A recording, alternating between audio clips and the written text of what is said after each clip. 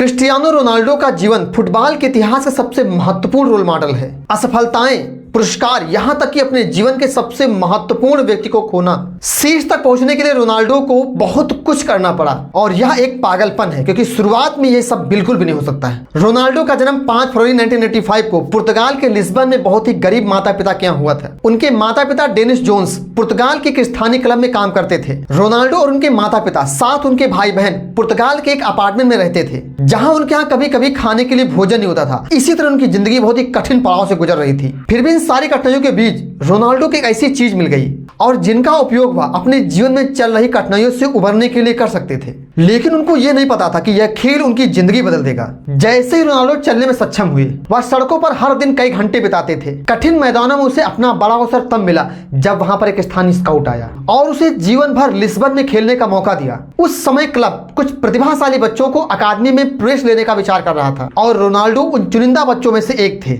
लेकिन अंदर जाने से पहले उन्हें एक अंतिम परीक्षण से गुजरना तय था और रोनाल्डो के शब्दों में इस खेल ने उनका जीवन बदल दिया। परीक्षण दिवस और खेल शुरू होने से ठीक पहले स्काउट अंदर आया और जिसने भी स्कोर किया उन बच्चों को संदेश दिया कि जो बच्चा सबसे अधिक गोल करता है हम उसे चुनेंगे। जैसे ही रोनाल्डो ने सुना, उन्हें अंदर बंद कर दिया गया। लेकिन उनकी टीम में एक अन्य बच्चे अल्बर्ट पेंथरार्ड ने 2 अंक हासिल किए थे, इसलिए खेल के अंत में रोनाल्डो और अल्बर्ट पेंथरार्ड दोनों गोल पर थे। जब अल्बर्ट गोलकीपर के पास गया और खाली गोल करने के बजाय उसने रोनाल्डो को पास करने का फैसला किया। रोनाल्डो को अनुबंध मिल गया और वह अब खेल में थे। यह दुनिया को दिखाने का समय था कि वो कितने अच्छे थे। मोटी रेंज के खिलाफ सीनियर टीम के लिए 2 गोल करने के बाद रोनाल्डो ने कभी भी पीछे मुड़कर नहीं देखा। वह इतने अच्छे हो गए थे कि बहुत सारे क्लब उनमें दिलचस्पी लेने लगे। लेकिन रोनाल्डो को बड़ा ब्रेक बहुत महीनों बाद मिलने वाला था। जब उन्होंने इतना अच्छा प्रदर्शन किया तो स्पीड डायल पर इंग्लैंड का सबसे बड़ा क्लब उन्हें साइन करने की कोशिश कर रहा था। स्पोर्टिंग लिस्बन और मैनचेस्टर खेल मैदान में रोनाल्डो ने एक मास्टर क्लास प्रदर्शन किया।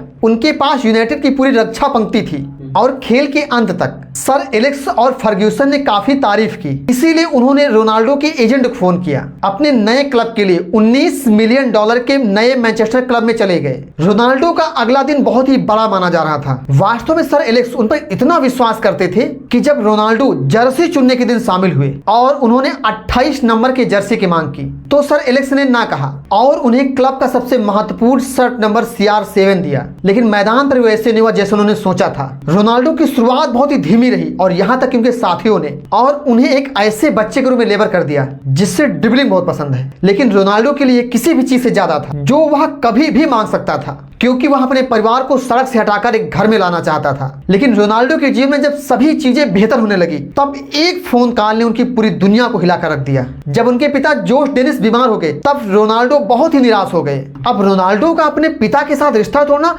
बहुत कठिन था क्योंकि बड़े होने के बाद बस इतने सालों में वह अपने बूढ़े पिता के पास जाना चाहते थे।